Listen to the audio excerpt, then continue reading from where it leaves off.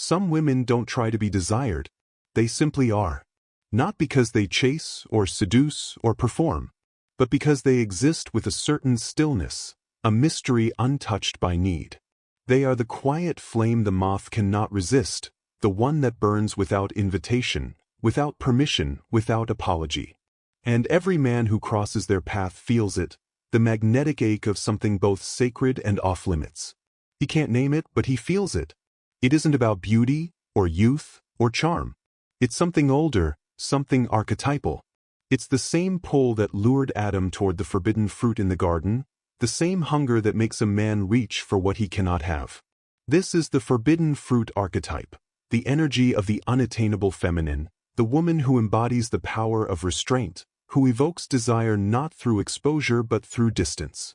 To the unconscious masculine, she represents the unknown, the mystery he can't control, the emotional depth he cannot yet enter. And that is why he craves her. Because the human psyche, as Jung knew, is drawn most powerfully to what it represses. The forbidden fruit is not forbidden because of morality, it is forbidden because of fear. Fear of awakening. Fear of truth. Fear of seeing the self unmasked. She appears like a mirror wrapped in myth. He sees in her not just a woman, but the hidden part of himself, the anima, the inner feminine that he has silenced to survive in a world that worships control.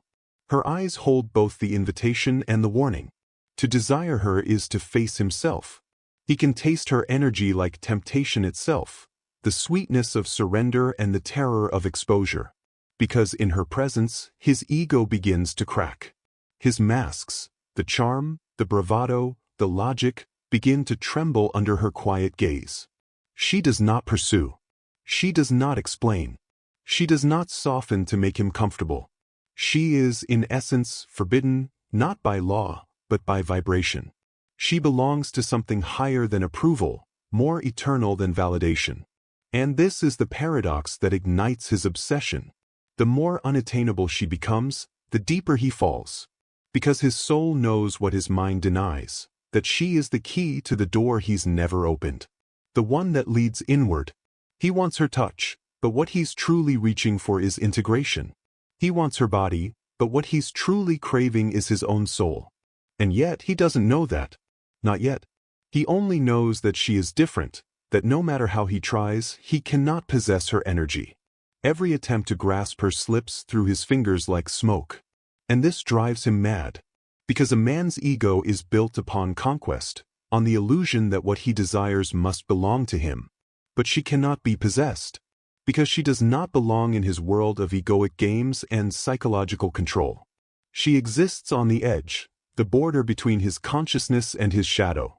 That is where the forbidden fruit grows, not in the garden of morality, but in the garden of psychic tension.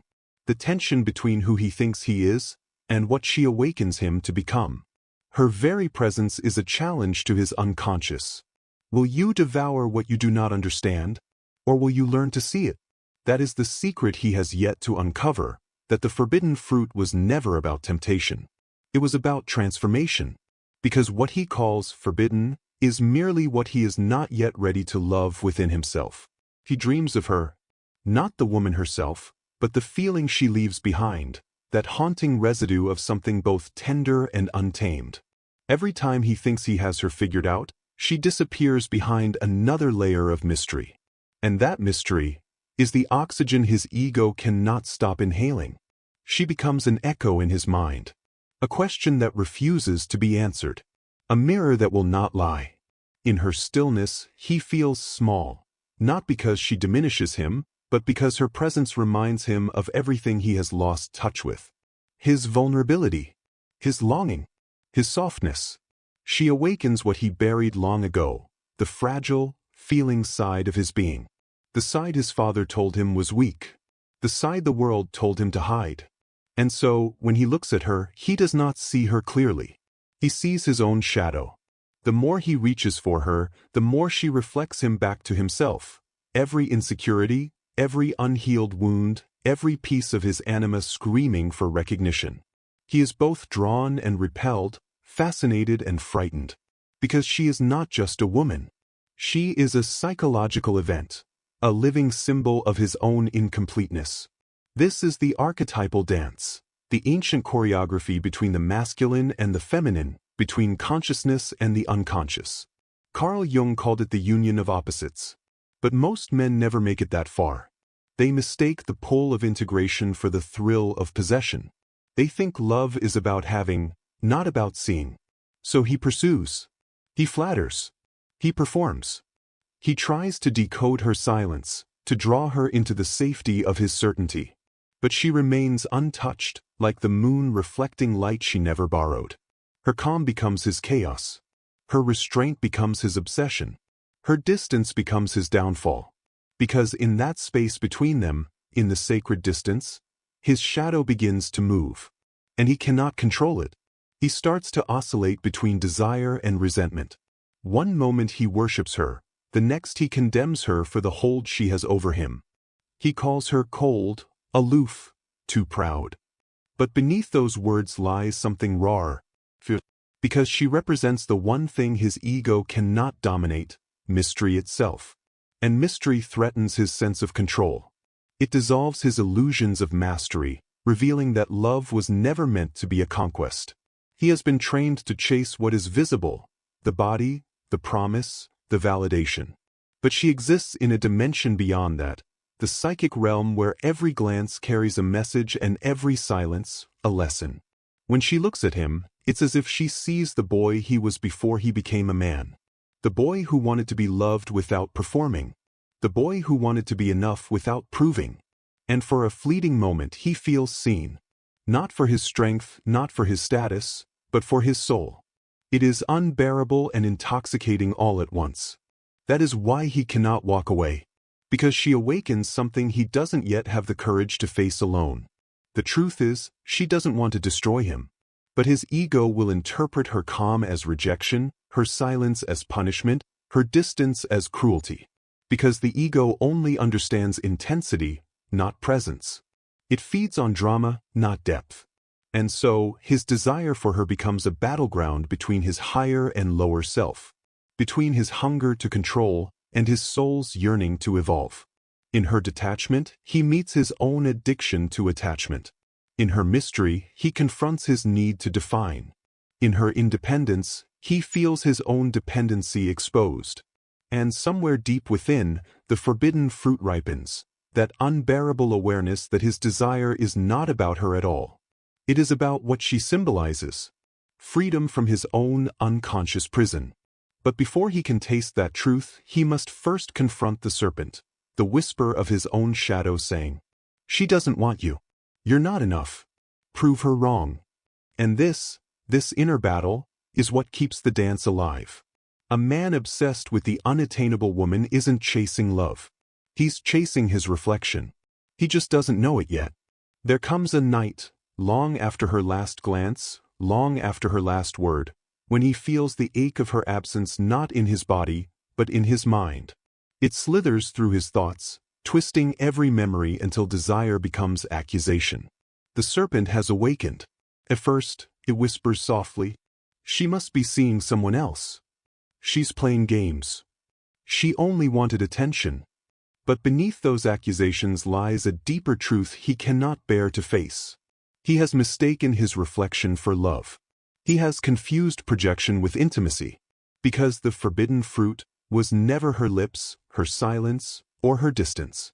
It was the feeling she stirred within him, the unbearable awareness that there is more to him than the persona he wears. And that truth terrifies him. His ego cannot bear to be seen as incomplete. It must dominate or destroy what exposes its weakness.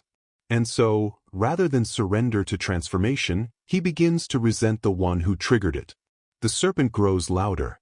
It hisses of entitlement, that if he cannot possess her, then she must be punished for his longing. It tells him he deserves her attention, her vulnerability, her surrender. But in this, he becomes not a man seeking union, but a boy protecting his illusion of power. He starts replaying every interaction, looking for signs, for flaws, for reasons she withheld herself. He analyzes her silence like a text from the gods. He convinces himself she's manipulative, detached, impossible to please. But this is the defense mechanism of the wounded ego, projection, in its purest form. Carl Jung warned of this trap. He wrote that what we do not make conscious will return as fate. And here, fate returns in the shape of obsession. He believes he is chasing a woman, but he is really running from his own shadow, the buried parts of his psyche that ache for wholeness. In her presence, he felt possibility.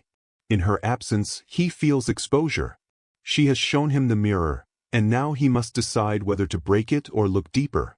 The serpent loves chaos, and so he seeks validation elsewhere. He dates others, posts more, flirts louder, each gesture a desperate attempt to prove to himself that he is still in control. But no matter how many eyes turn toward him, he feels unseen. Because he no longer wants admiration, he wants integration. Every man who has tasted the forbidden fruit knows this feeling. The gnawing hunger that no one else can satisfy, because it was never about possession, it was about meaning. But meaning demands surrender. And surrender is death to the ego. So he resists. He clings to the illusion that if he can make her notice, if he can win her back, the discomfort will vanish. But each attempt tightens the serpent's coils, pulling him deeper into confusion, deeper into shadow.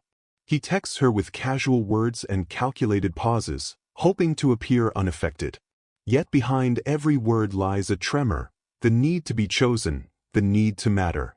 When she doesn't reply, his stomach twists with both rage and longing. He tells himself he doesn't care, but his entire nervous system betrays him. The mirror has shattered, and now he bleeds from the shards. Still, she does not chase. She remains unseen, unreactive, and radiant in her stillness. Her silence becomes sacred, not cruel. She has stepped out of the game, into the realm of sovereignty. But he cannot yet follow.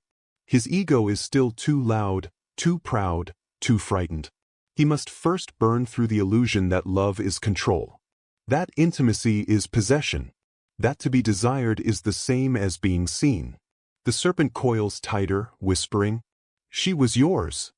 She owes you. Make her remember."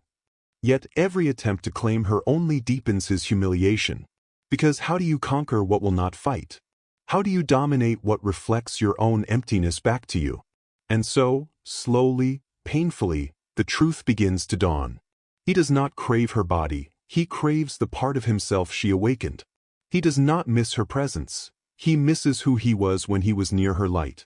She was never the forbidden fruit. The fruit was awareness, forbidden only to those who fear their own depth. As he stares into the silence she left behind, he begins to sense that this was never about her rejection. It was about his initiation. The serpent was never his enemy, it was his guide. Its venom, the medicine he resisted. Because the ego must die before the soul can see. He begins to unravel. The charm fades. The pride cracks. And through the fissures, light seeps in, pale, patient, and unrelenting. This is the crucifixion of the masculine ego. The moment a man realizes that the thing he thought he wanted to have was meant to heal him, and the woman who held the mirror was never meant to stay. She was meant to awaken the part of him that could finally see. There is a moment, subtle, quiet, and terrifying, when the forbidden fruit realizes it was never forbidden at all. She was simply rare. And rarity frightens the unprepared. He notices the shift before he understands it. An absence in her eyes. A calmness where longing used to tremble. A steady breath where hunger once lived. His unconscious senses the threat. The woman who once desired him is beginning to desire herself instead. Jung wrote that the greatest loss a man can experience is the withdrawal of a woman's emotional energy. The Anima projection collapsing back into the woman who originally inspired it. The illusion shatters. She is no longer an object of his fantasy. She becomes a subject in her own story. That is when he begins to chase. Not because she is attainable, but because she is disappearing. He feels the floor shift beneath his ego. The very attention that buoyed him, now slipping through his hands, like silk he forgot to hold on to. For the first time, he wonders, what if she was never waiting for me? What if she was only passing by? What if I am the one who is late? A woman's self-return is a gravitational event. Her silence becomes louder than every word she ever spoke in hope. Her disinterest becomes the mirror that exposes his disconnection. Her boundaries become the mythic walls he never thought he'd need to scale. And suddenly, the man who loved the idea of her is confronted by the reality of her independence. He is forced to face the truth. He did not love her. He loved the way she made him feel. But she has evolved beyond serving his intoxication. Her worth is no longer a secret whispered through scarcity. It is a truth she wears openly, like a blade, like a crown, like skin she will never again crawl out of, just to make him comfortable. He begins to pursue, but it is not the chase of a conqueror. It is the chase of a man, running after the parts of himself he projected onto her. In Jungian psychology, this is the withdrawal of the projection, the painful recognition that the goddess he worshipped was never his creation. She existed before his gaze found her. Her mystery is not a performance. Her allure is not a role. Her depth is not a trap. He must now confront the naked truth. He was drawn to her because she carried the pieces of himself he abandoned. His tenderness, his longing, his vulnerability, his desire to feel small and infinite. At the same time, she was the archetype of his unlived emotions, wrapped in flesh. But now she is looking elsewhere, not at another man, but at her own horizon. She becomes the woman who chooses, her soul over her fear, her peace over his chaos, her truth over his hesitation. The forbidden fruit forbids nothing anymore. She simply does not offer herself where she is unrecognized. There is no anger, no revenge, no spectacle, just the quiet dignity of a woman who finally understands that a pedestal is still a cage, just built higher. She refuses both worship and dismissal. She wants partnership, not possession. She wants devotion, not dependency. She wants love, not projection. And this evolution terrifies him, because men can handle a woman's desire. They can handle her need. They can handle her hunger. But her self-possession, her certainty, her unapologetic sovereignty, that is the one thing his ego cannot seduce. He begins to realize he never had power over her. He only had access. Access she granted, before she knew the weight of her own worth. But she chooses every step, with the poise of a queen, and the calm of someone who remembers. Every moment she was underestimated. He watches her reclaim her time, her voice, her heart. He sees her laugh without glancing at him. For permission, he sees her glow, and wonders if he ever knew who she was, beyond his own desire. In his dreams, she returns to him still soft, still waiting. But reality has teeth, and she learned to grow armor where disappointment once bloomed. It is not that she won't love again. It is that she will never again love someone who needs her to be small. Her boundaries are now gates, guarded by the version of herself she nearly buried for him. The little girl who begged to be chosen is gone. In her place stands a woman who chooses herself with ritualistic devotion. She is the initiation he failed to pass. Men often wake up only when the woman they ignored becomes the woman they can no longer reach. Desire tastes different. When absence is the seasoning, he will try to return. They always do. With apologies, with nostalgia, with longing disguised as fate. But she has rewritten the myth. Forbidden fruit does not tempt, it teaches. She was never the unattainable apple, dangling just out of reach. She was the garden. The man was merely too blind to step inside before the gates closed. One day, he will tell stories of her, how she looked at him like he was a universe, and how he wasted that galaxy, searching for a star that never cared for his light. He will call her the one who got away, not realizing she was never his to keep. She was the mirror, the dream, the lesson, and he was just unprepared. Because when a woman understands that she is the prize, she stops playing in games built for boys. She becomes the challenge that cannot be won, only met. A woman like her does not compete. She chooses. And that choice is her liberation. There comes a quiet hour, when the chase dies, when the words fade, when the echo of her absence no longer burns but hums, and something inside him finally breaks. Not from her rejection, not from loss, but from the realization that he had never truly seen her. He had seen his reflection dancing in her eyes, and mistook it for connection. He had touched her body and mistaken it for understanding. He had admired her strength but never met her soul. And now that she is gone, he must face the hollow place inside himself that her light once illuminated. This is the hour of reckoning, the slow undoing of illusion. The serpent that once whispered lies of ownership now sheds its skin. And beneath it, a truth breathes. He did not lose her. He lost the version of himself that could not love without control. Jung wrote that every soul must descend before it can ascend. And now he stands at the bottom of his own psyche, staring at the ruins of everything his ego once built. The applause, the charm, the power, all dust in the face of what was real. He remembers the way she looked at him, not with admiration, but with knowing, as if she could see the parts of him he had forgotten existed. The parts that trembled, the parts that feared, the parts that still longed to be held. But he resisted that gaze, for it demanded something deeper than attention. It demanded transformation. And transformation requires surrender. He wasn't ready. He wanted to be desired, not discovered. He wanted validation, not revelation. And so, he turned away, chasing comfort instead of consciousness. Now, he sits in the silence she left behind, and the silence becomes a teacher. It whispers that love is not found in possession, it is found in presence. That the woman he once called forbidden was never unattainable, she simply refused to be diminished. She did not walk away to punish him. She walked away to preserve herself. In another world, he imagined she still moves with that same soft strength, the quiet kind that doesn't announce its power, only radiates it. She laughs again, not the laughter that begs to be understood, but the kind that belongs to a woman who has nothing left to prove.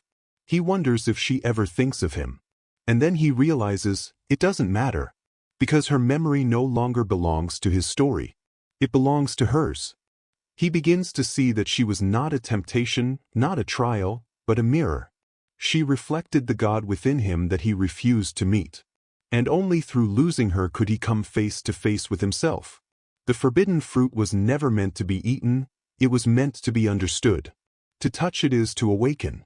To taste it is to transform. And so, his hunger changes. No longer the desperate kind that seeks to fill emptiness with affection, but the kind that seeks truth, even if it hurts. He learns to sit in solitude, to feel without fleeing, to face his own longing and not turn it into pursuit. Meanwhile, she walks, not away from him, but toward her own horizon. Each step a prayer, each breath a reclamation. She is no longer the reflection of someone else's desire, she is her own becoming. In her stillness, she has found movement. In her silence, she has found music. In her solitude, she has found wholeness. And the world notices. Not because she seeks to be seen, but because she has become impossible to look away from. This is the paradox of the divine feminine. When she no longer chases, she magnetizes. When she no longer pleads, she commands. When she no longer fears being alone, she becomes unforgettable. The man who once tried to own her now bows to the memory of what she was. Not out of regret, but reverence. For she was his mirror, his initiation, his undoing. And in that undoing lies his rebirth. He begins to integrate the very qualities he once sought in her. Her calm becomes his patience. Her mystery becomes his humility. Her grace becomes his compassion. The anima, that inner feminine, awakens within him, no longer projected outward onto a woman he cannot have, but honored inwardly as a force he must balance.